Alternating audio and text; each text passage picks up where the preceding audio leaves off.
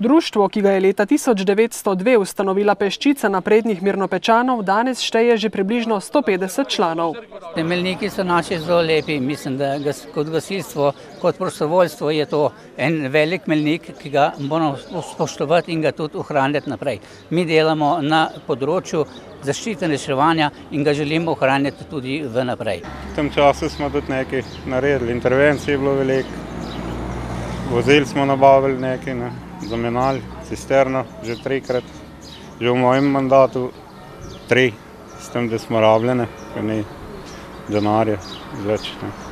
Ko jih potrebujejo, pa mirnopeški gasilci vedno stopijo v akcijo.